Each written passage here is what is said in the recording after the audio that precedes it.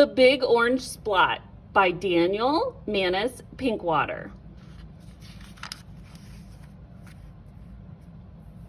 Mr. Plumbean lived on a street where all the houses were the same. He liked it that way. So did everybody else on Mr. Plumbean's street. This is a neat street, they would say. Then one day, a seagull flew over Mr. Plumbean's house. He was carrying a can of bright orange paint. No one knows why. And he dropped the can, no one knows why, right over Mr. Plumbean's house. It made a big orange splot on Mr. Plumbean's house. Ooh, too bad, everybody said. Mr. Plumbean will have to paint his house again. I suppose I will, said Mr. Plumbean. But he didn't paint his house right away. He looked at the big orange splot for a long time. Then he went about his business. The neighbors got tired of seeing that big orange splot. Someone said, Mr. Plumbean, we wish you'd get around to painting your house. Okay, said Mr. Plumbean. He got some blue paint and some white paint, and that night he got busy. He painted at night because it was cooler. When the paint was gone, the roof was blue, the walls were white, and the big orange splot was still there. Then he got some more paint. He got red paint, yellow paint, green paint, and purple paint. In the morning, the other people on the street came out of their houses. Their houses were all the same, but Mr. Plumbean's house was like a rainbow. It was like a jungle. It was like an explosion.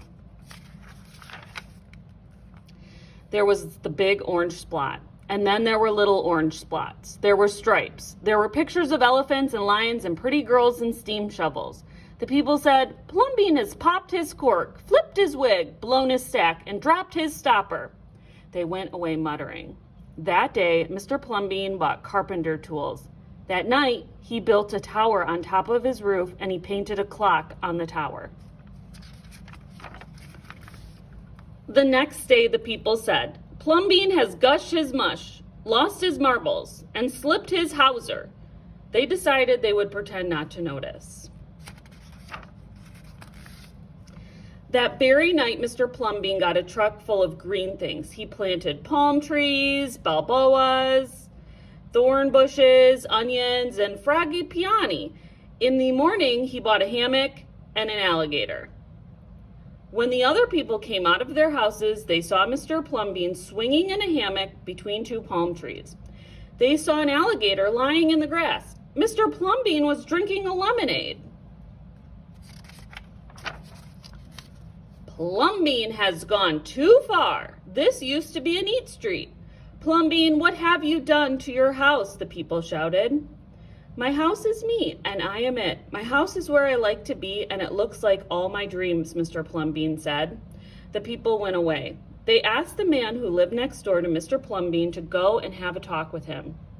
Tell him that we all liked it here before he changed his house. Tell him that his house has to be the same as ours so we can have a neat street. The man went to see Mr. Plumbean that evening. They sat under the palm trees, drinking lemonade and talking all night long. Early the next morning, the man went out to get lumber and rope and nails and paint. When the people came out of their houses, they saw a red and yellow ship next door to the house of Mr. Plumbean.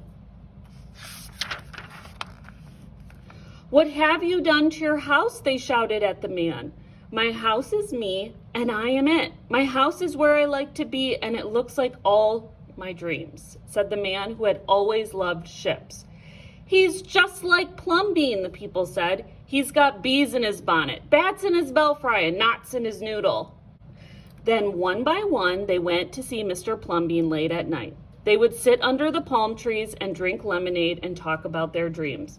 And whenever anybody visited Mr. Plumbean's house, the very next day that person would set about changing their own house to fit his dreams.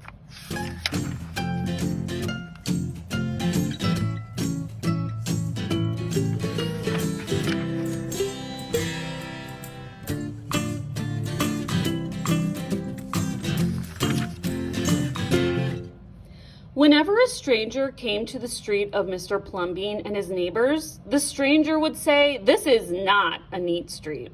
Then all the people would say, "Our street is us and we are it. Our street is where we like to be and it looks like all our dreams."